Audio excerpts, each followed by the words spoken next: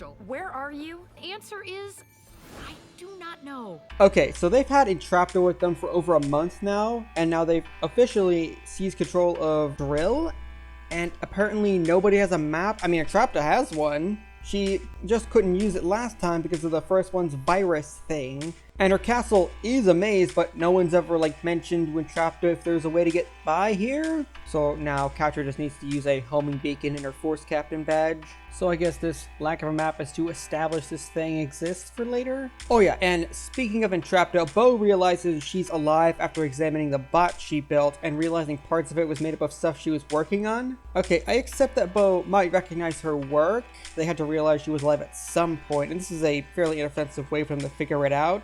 And then immediately wanting to rush out to save her makes sense. They were all pretty broken up about losing someone now, so they gotta go save her. Find Entrapta and bring her back. No princess left behind. So is Glimmer ascertaining that Entrapta would be at the newly controlled Drill. That is where her primary workshop and stuff would be, although one minor contradiction is that last episode, Entrapta had a bunch of her stuff delivered to the Fright Zone. But Glimmer said that Drill was just taken this morning, so what? The people thought their princess was dead and suddenly her stuff is just asked to be shipped off to the Fright Zone and nobody questions it or mentions it to anyone outside the kingdom? So somehow, someone sends Entrapta all of her stuff to the Fright Zone, and yet even though her workshop has been moved, she goes back to Drill, and for some reason starts working on bots there. Anyway, getting back to this, Glimmer and Bo obviously want to save our eccentric techno-fetishist, only right to return the favor. Although I am less understanding about the fact that Glimmer wants to go at it alone with just Bo. I get that Adora might be training, but what about any of the other princesses? Entrapta got taken trying to save us. I'm not going to be responsible for losing anyone else. I mean, that's not a very good reason. Heading to Drill alone with no backup, nor really telling anyone is extremely risky. What if something goes wrong? What if they get captured? Then everyone will have to try and save them a second time. They make it inside easily. I mean, Glimmer can teleport, fortifications legit don't matter to her. And they encounter Catra, and over here Entrapta's issues with the new bot she's made, and interpreted as her being tortured. Entrapta, she's really alive. And they're hurting her. Then Glimmer just teleports in and starts firing off sparkles, instead of just grabbing Catra and telling her into some hidey hole to interrogate, and predictably a fight breaks out that they don't do well at, being fairly unprepared for any of this. They should have brought backup, and needing to just run away. I see the rebels sent their finest. And then Glimmer just has to teleport out of the castle. Why she teleported in the first place, I don't get. With Catra on accident, and Kitty Cat gets captured. Not on purpose, of course. I feel like they could have just done this the moment they saw Catra. Glimmer has OP teleportation, and I will say that as many times as necessary until more fanfic writers recognize this fact and use that. I also don't understand why Glimmer and Bo look confused to have Catra as their prisoner now. Sure, they didn't intend to grab her, but now that they intend to encounter and capture Adora in Season 1, but Glimmer and Bo could see the opportunity then, so why is this a complicated situation now? Supposed to be the good guys. We should just let her go. You took Adora captive back in Season 1. Why is this such a moral sticking point for you now, Bo? The Horde was gonna ransom Glimmer for Angela, just use Catra for Entrapta. Glimmer realized this, so why not Bo? This episode is also another string of events where we get to see Catra's clever side. In case I wasn't being obvious, I enjoy breaking down Catra's manipulations and seeing her ability to adapt to any situation come out. Like throughout this entire captivity, I only get the impression she's not in control of the situation just once. Throughout it all, she's constantly getting on Glimmer's nerves to upset her, possibly just to keep her off balance, unfocused. She knows full well she needs to buy time for Scorpio or anyone in the Horde to come out after her, so she tries to make their job as difficult as possible. And when she learns that Glimmer has a limit on her magic, she has this conspiratorial look and begins looking for a way to drain it, fake falling to her knees to take advantage of Bo's kindness. As in the moment Bo mentions how close he is with Glimmer, she just rams him off the cliff. Although, why she felt the need to go with him, I don't understand. She could have just shoved the guy off and drained Glimmer that way. How are you such a nightmare? Yeah, years of practice. I think Glimmer could have just ignored Catra here and just saved Bo. She seemed really certain on just letting Catra drop, even with her being strapped to Bo. Glimmer! Ugh, okay. I doubt Catra even realized there was a river below to give them some cushion in case Glimmer teleported them too high. Glimmer did teleport them too high, then needed to seriously exert herself to prevent them tumbling down a waterfall. Seriously? You guys are terrible at this. Besides that, Catra continuously tries to prod Glimmer to wasting magic or just exposing how exhausted she is. I enjoy how everything Catra does here comes with a purpose. Like how she licks Glimmer's arm to get her distracted so Catra could set up her badge's homing beacon for Scorpia.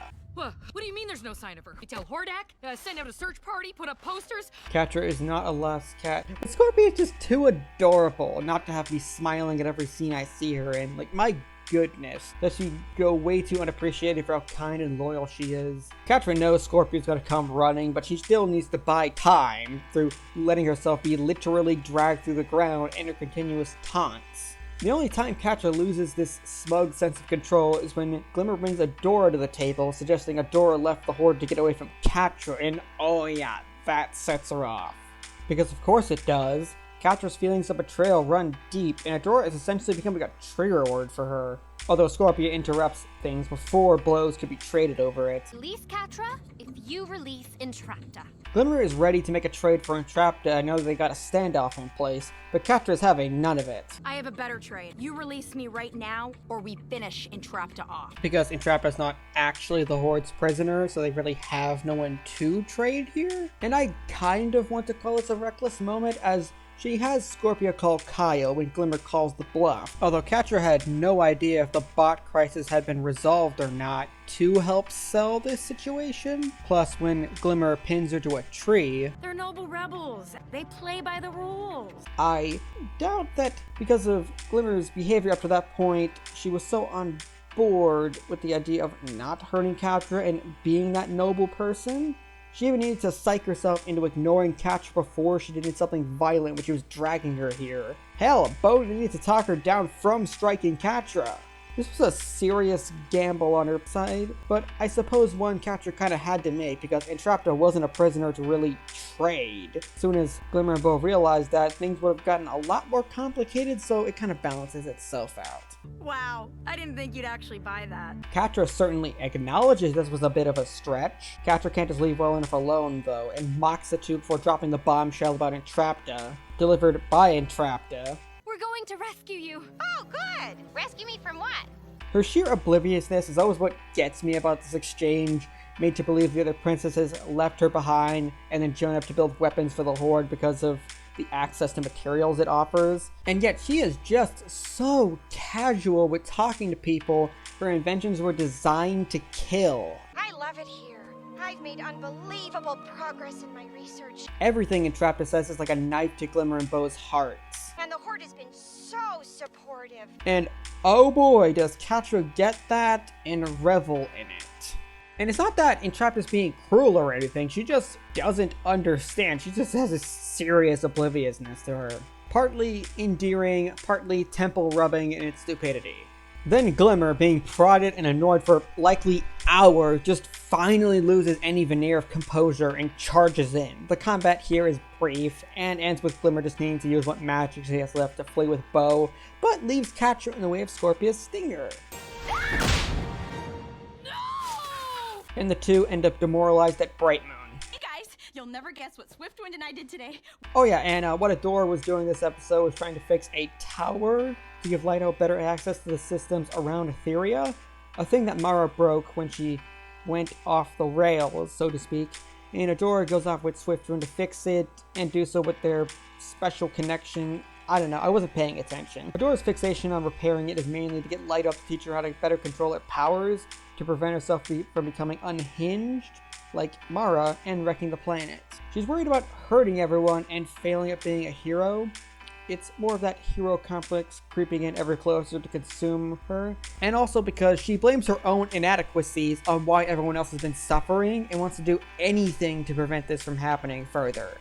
Overall, I enjoyed how they handled this, but really wish they showed more of Adora's reaction to Entrapta, but I mostly liked the plot of this episode. So that was episode 2 for season 2 of Overanalyzing She-ra. If you like this video and want to see more, then hit that thumbs up and the subscribe button and bell to get notifications about the next episode. I'll try to update this series every Thursday, so please share with other fans, and also check out my channel for my other video essays, music analysis, and complex character videos. You might find them enjoyable as well.